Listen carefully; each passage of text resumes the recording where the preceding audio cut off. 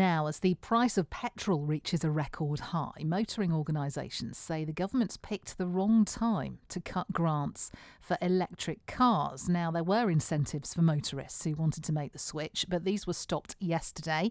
The government says the so-called plug-in car grant was always temporary and that it's helped people to buy nearly 500,000 electric vehicles. They say it's now going to use the money to improve charging infrastructure for electric cars. Now, this was something that Robert Forrester, Chief Executive of Vertu Motors, which owns more than 150 dealerships in England, including in Reading, was calling for a few months ago when he came on the show. The government set a deadline that from 2030, petrol and diesel new cars will be banned. So over the next 8 years, there's going to be another massive increase in electric vehicle sales. And unless something changes, then people are going to find it's very, very difficult to get them charged. And these are quite simple, practical issues. If you live in a nice big house in Berkshire with its own drive, you can fit a charging point. But if you live in a block of flats or a terraced house somewhere, then the problem is really quite severe. How do you charge your car up at night? Robert's back on the show with us this morning. So back then you were calling for improvements to charging infrastructure, Robert. That's what the government says they're going to do. So are you happy? Well, I think it's a step in the right direction in terms of more focus on charging. I'm not wholly convinced that the government has the capacity to actually understand the practical problems around charging, if I'm honest. And it isn't just the drive point, which we talked about previously. It's actually electricity generation, substations locally is actually a major issue. I've got dealerships where I'd like to put more electric vehicle charging points in, but the local grid isn't capable of doing it and isn't going to be capable of doing it for quite a few years. So I think there's a lot of work to do here. I mean, in some respects, by taking the grant away, which they did yesterday, that makes electric vehicles a little bit more expensive, quite considerably more expensive for the cheaper electric vehicles, and they are more expensive. And in a time of pressure on pay and monthly expenditure, inevitably this will slow down the uptake of electric vehicles.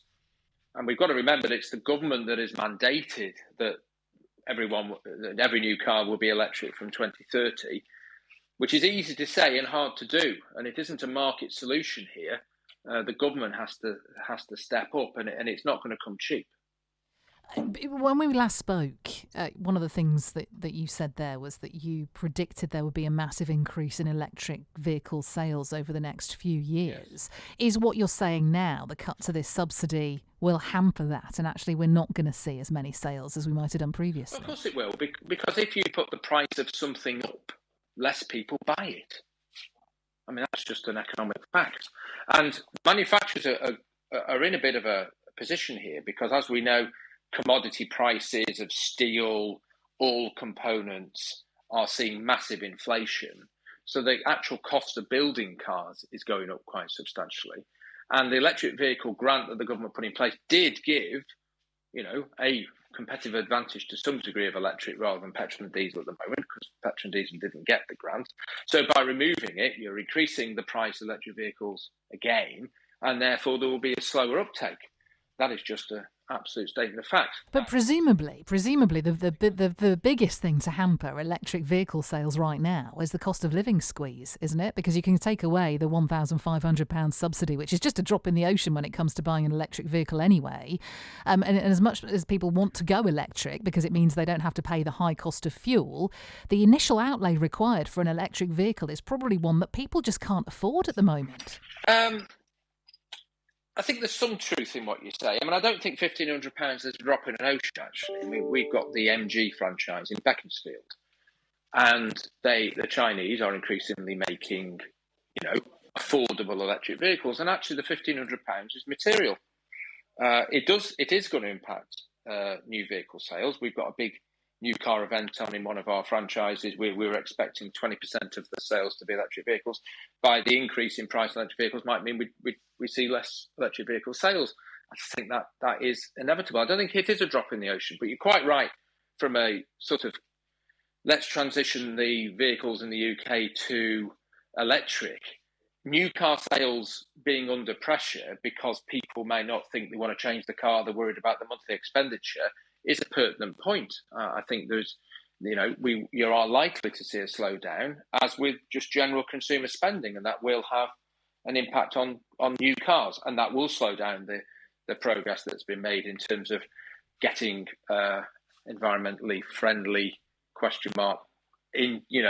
vehicles into the park. I mean, you've got to bear in mind, of course, that the government have set this policy out. When you drive an electric vehicle, and my wife drives an electric vehicle, I'm putting electricity into it. That isn't necessarily renewable energy going into it. It could be gas-fired or whatever electricity. So you've got to be slightly careful about the environmental aspects. But we are on the playing field the government set. And if our objective is to get electric vehicles out there, the consumer confidence issues and the removal of the grant is a backward step. Robert, good to talk to you. Thank you. That's Robert Forrester, Chief Executive of Vertu Motors, which owns more than 150 dealerships in England, including one in Reading.